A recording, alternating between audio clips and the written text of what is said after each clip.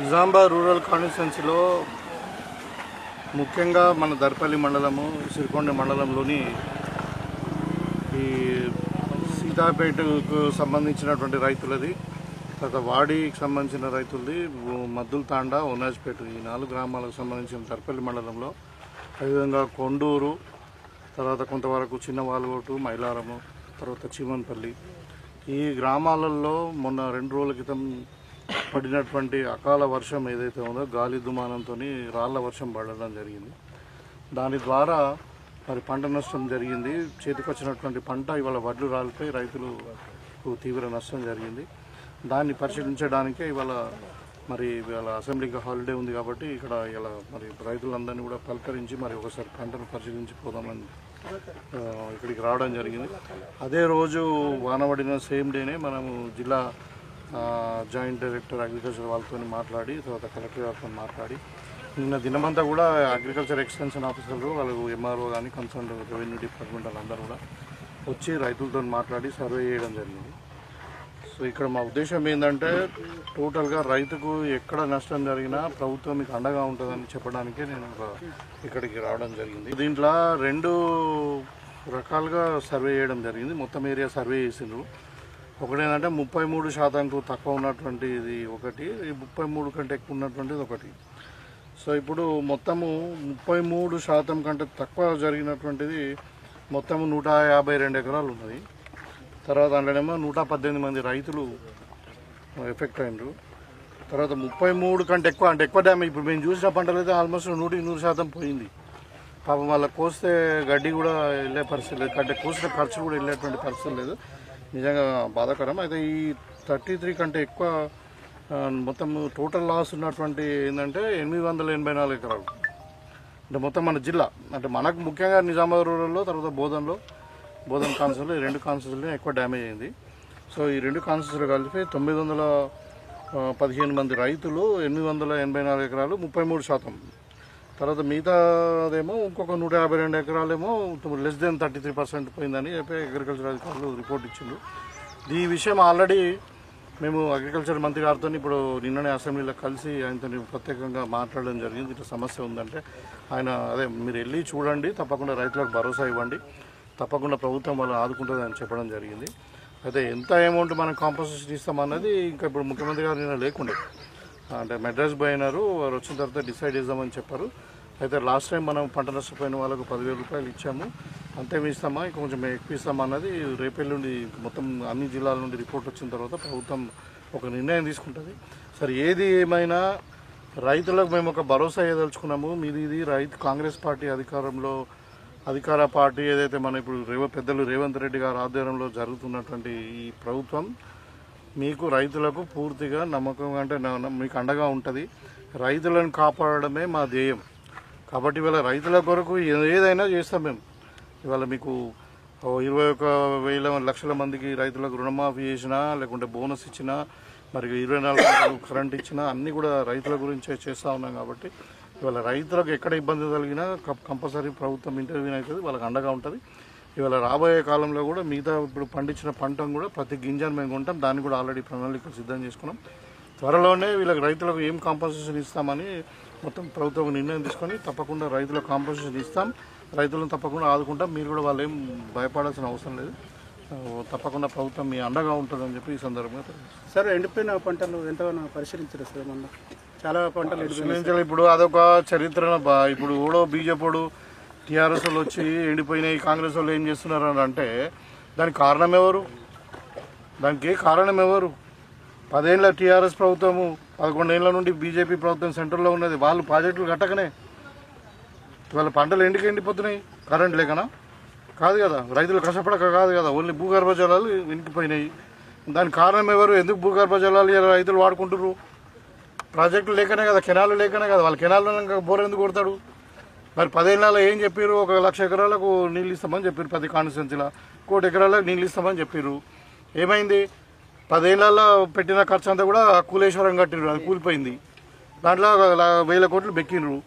ఇంకా ఇప్పుడు వాళ్ళు వచ్చి మాట్లాడుతున్నారు. బీజేపీ వాళ్ళు నల్ల చట్టాలు తీస్తారు, రైతులను ఊరిదీస్తారు, 600 మంది రైతుల ప్రాణాలు తీస్తారు.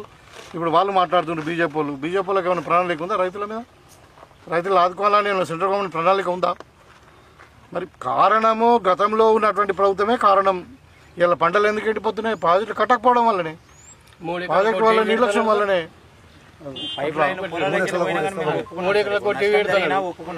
అదే అయితే వాళ్ళకు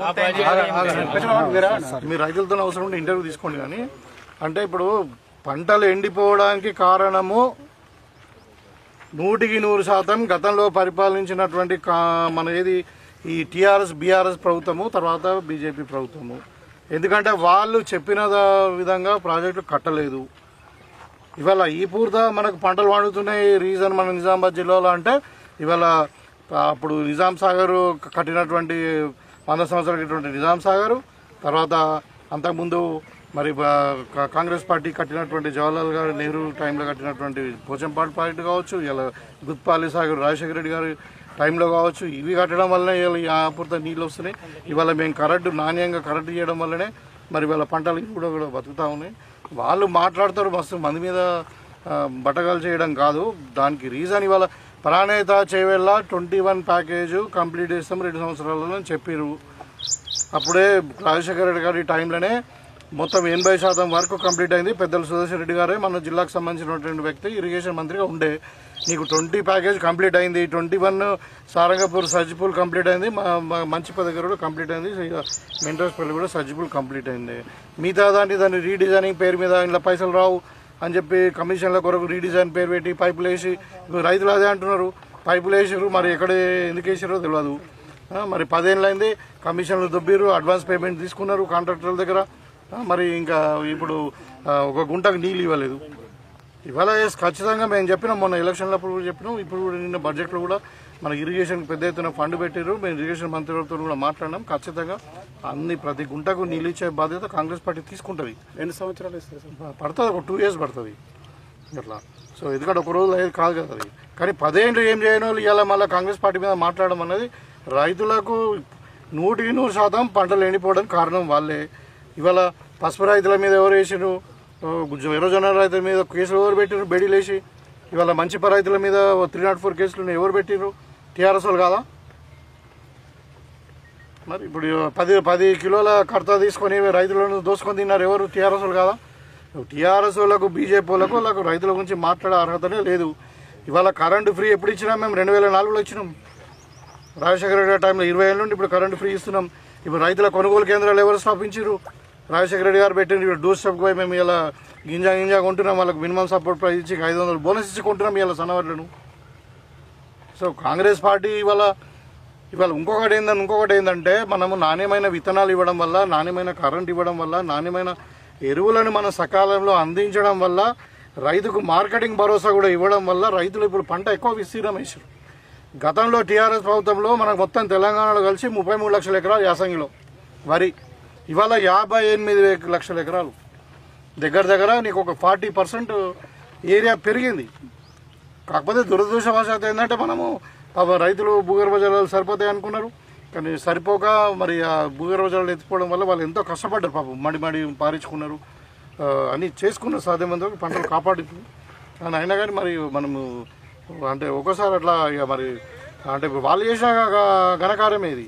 ఇంకా వాళ్ళు వచ్చి ఇప్పుడు మీరు ఏం చేస్తున్నారు అంటే భూగర్భ జలాలకు కాంగ్రెస్ పార్టీకి ఏం సంబంధం? అప్పుడు అంతకుముందు కాంగ్రెస్ పార్టీ అయితే వానలు పడాయని చెప్పారు, ఇలా వానలు పడలేదా? కాంగ్రెస్ పార్టీ అయితే కరెంట్ ఉండదని చెప్పారు. వాళ్ళు అంతా దోసుకున్నాడు దాచుకున్నాడు తప్పితే ఆ కుటుంబం వాళ్ళు ఈ బీజేపీ వాళ్ళైతే మాటలు చెప్పుడే. అది నేను చెప్తాను కదా మీడియా ముందు, అదొక తంబాకు బ్యాచ్, అది గుజరాత్ బ్యాచ్, అది మొత్తం తంబాకు తినడు అబద్ధం మాట్లాడాడు. ఇవాళ దేశం మొత్తం దోచుకుంటున్నారు ఎగబడి. మొత్తం ఎవరు మోడీ గారి నాయకత్వంలో, అమిత్ షా గారి నాయకత్వంలో అదానీ అంబానీలు 4 గుజరాతోలు కాబట్టి మొత్తం దేశాన్ని దోసుకొని ఎక్కడిదక్కడ మొత్తం రైతుల పాలిట్లో శాపంగా తయారైంది. ఎవరు రైతులకు వ్యతిరేకంగా నల్ల చట్టాలు తెచ్చి పార్లమెంట్లో మళ్ళా దేశ ప్రజలకు క్షమాపణ చెప్పి 6,000 మందిని పొట్టన పెట్టుకున్నది ఎవరు? కార్పొరేట్ అగ్రికల్చర్ సిస్టమ్ తెస్తామని బిల్లు తెచ్చింది ఎవరు? కాబట్టి బీజేపీ వాళ్ళకు మినిమం నైతిక హక్కు లేదు. ఇవాళ అడుగుతా ఉన్నా, మీరు 11 ఏళ్ళైంది ప్రభుత్వం వచ్చి కేంద్రంలో ఏం చేశారు? 6 ఏళ్ళైంది అరవింద్ గారు వచ్చి ఇక్కడ ఎంపీగా జిల్లాకి ఏం చేశారు? చర్చకు రమ్మంటే పర్సనల్గా అది ఇదని మాట్లాడుతూ ఉన్నారు చేతగాను. కాబట్టి వాళ్ళకి ఏమాత్రం నైతిక హక్కు లేదు. తప్పకుండా కాంగ్రెస్ పార్టీ రైతులను ఆదుకోవాలనే ఆలోచన సీరియస్గా ఉంది. ఇప్పుడు రైతుల గురించి అన్నీ మేము చేస్తూ ఉన్నాం. ఇవాళ రాబోయే కాలంలో ఇంకా రైతు భరోసా కూడా ఈ మంత్ ఎండింగ్ వరకు అందరికీ రైతు భరోసా కూడా వేస్తాం. తప్పకుండా ఇప్పుడు ఎవరైతే పంట నష్టం జరిగిందో ఆ రైతులు కూడా భరోసా ఇచ్చి వాళ్ళని పలకరించి వాళ్ళని ప్రభుత్వం చెప్పడానికి చెప్తాం తొందరగానే. అది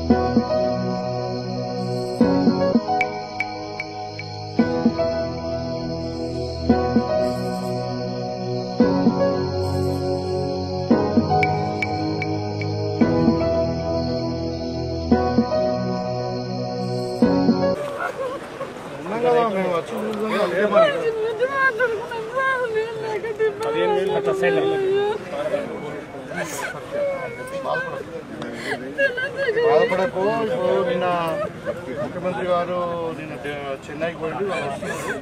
వచ్చిన తర్వాత రేపు మాట్లాడుకుంటే తప్పకుండా ఏదో రకంగా ఆదుకుంటాం. అలా బాబు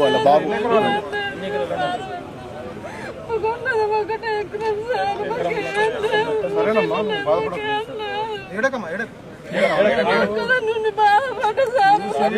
ఆడుకుందామనే వచ్చిన, అర్థమైందా?